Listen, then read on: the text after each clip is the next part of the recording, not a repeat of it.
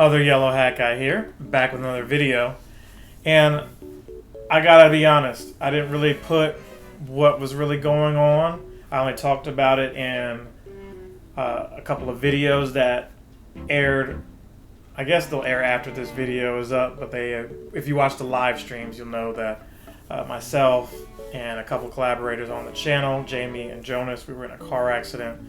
The other driver jumped out from a stop sign, and there was no way to avoid the situation safely other than to brace for the impact. It wasn't one of those I had ample time, car lengths. It was no, this person darted out and froze, and trying to go from the front of the vehicle or the back of the vehicle could have resulted in casualties. All that said, I'm okay. Some knee pain. It went from no pain at all during the adrenaline to massive knee pain to now it's just affecting me if I'm going up or down stairs or doing any kind of running or anything like that. But I'll be okay. Car was totaled. I'll get another vehicle. We'll figure all that out. But everybody else is okay too. These smartphones, these iPhones, they're pretty good at what they advertise. I'll say that this isn't an iPhone endorsement or anything like that. It's just when the airbags deployed, 911 was notified, and the rest was history, as they say. All right, so that said, because I'm not going to do a story time, what it's like to be in a car accident. No. What we're doing today is talking about Superman. Okay? 2025. I went into this with low expectations. Don't let the Superman shirt fool you. I like the symbol of Superman. The character, not one of my favorites.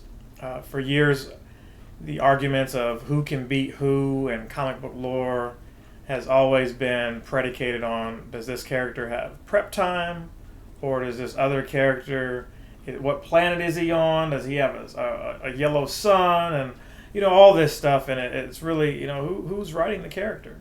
And you could argue that for a lot of comic book characters, right? But none of them more so than Superman. Regardless of my feelings of the character, I said, let me give this movie a shot, because I expect good things from the director, James Gunn. Guardians of the Galaxy, Super, a dozen other really good movies.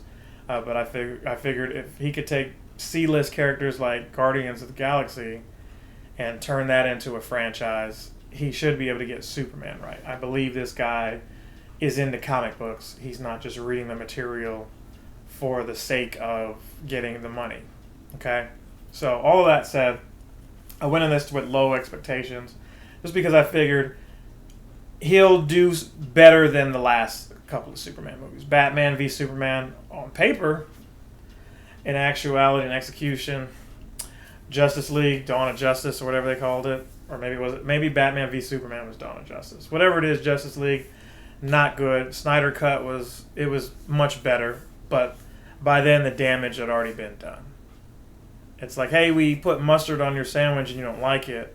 How about we re-give you that same sandwich, but it doesn't have the mustard, but maybe you didn't really like that sandwich anyway. Anyway, I can't come up with good analogies for that. But I'm not going to say too much about the details of the movie. I will let you know that they just jump straight into it. Hey, here's what happened long ago, kind of like a Star Wars thing. Superman is here. Not only is Superman here, but Superman has to make decisions that he doesn't necessarily have the authority to. So what I love about this movie was the focus wasn't about this guy's powers and the great things he can do. They focused on the morality, the code, the ethics of Superman. And that's always more interesting because that's the core of what makes this character great. Not the ice breath or the laser eyes and all that. All that's great, but what is the struggle? The dichotomy of this character should be is, hey, I'm making tough choices regardless of what I'm able to do. There's a saying, I think one of my favorite trading cards, and it has the Marvel character Thor. He says, being a superhero is not about superpowers. It's about making tough choices. and nobody showcases that better than Superman. One of the very first superheroes, right? If not the first, depending on who you talk to. They had to get that right, and I believe they did. They didn't just throw him in there and there's this massive threat and he's got to just be there. No, they said, hey, this guy is aware of what's going on. There's a public image. There's his personal convictions. Does he understand how people see him, and how does he deal with all that? And James Gunn did that very well. Another standout character, Mr. Terrific, he was great. I feel like the whole cast was great, down from Jimmy Olsen to Lois to, Guy Gardner, even the girl who I don't recognize, who was Hawkgirl, the actress. All of them did great. They all had enough screen time where they didn't take away from Superman, but they also added to the fact that this guy is super because they're not as super as he is. They're not as terrific as he is. But hot damn, Mr. Terrific, that's a great character. I can't imagine a character that not too many people may be familiar with outside of the comic book lore that they put on the big screen and made him just a complete badass. Like, there's a whole fight sequence there. James Gunn has done a great job over the years of putting these amazing 80s like montages in. And I won't even say 80s montages, but more like just a fight scene with, like an action sequence with music overlaid to it. And the one with Mr. Terrific in here was, dare I say, terrific. The movie gave me everything that I felt it needed to have. It didn't give me everything that I necessarily wanted. I was hoping that this movie was going to set up more of the DC universe as far as the Justice League is concerned. There are some Easter eggs in there. There are 2 after-credit sequences.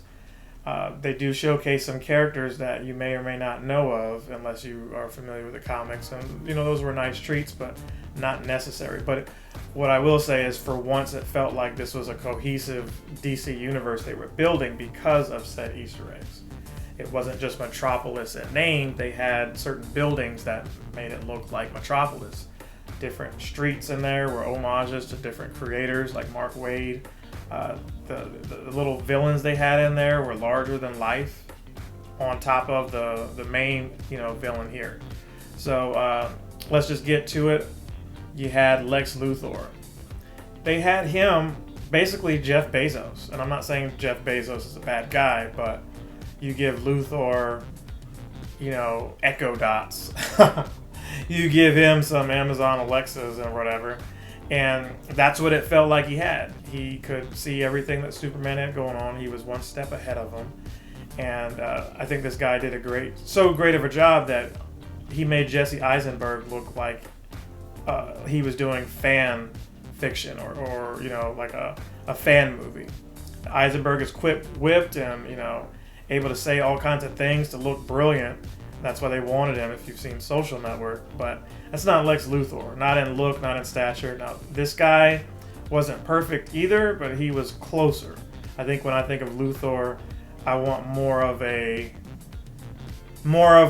cartoon version. DC animated movies are way above anything else. Even the Marvel movies, if you ask some people. But the DC live action they have a lot more to be desired. All that said, this guy did a very good job. You could see the envy, the hatred, but also the pride, also the business savvy. He had all that made him cunning as a villain. He was a good foil for this Superman here. I like that this Superman showed a lot of emotion.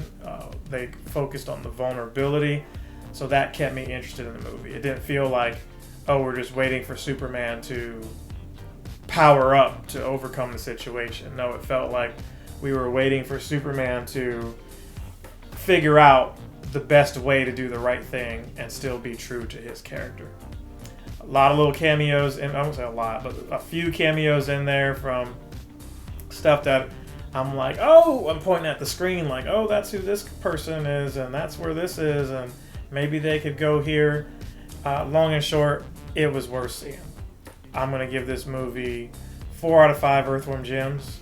To be closer to it, I would say 8.8 or 8.9. You can even argue a 9, but I'll go 8.9 out of 10. I know some people are like, no, I want whole round numbers and all that.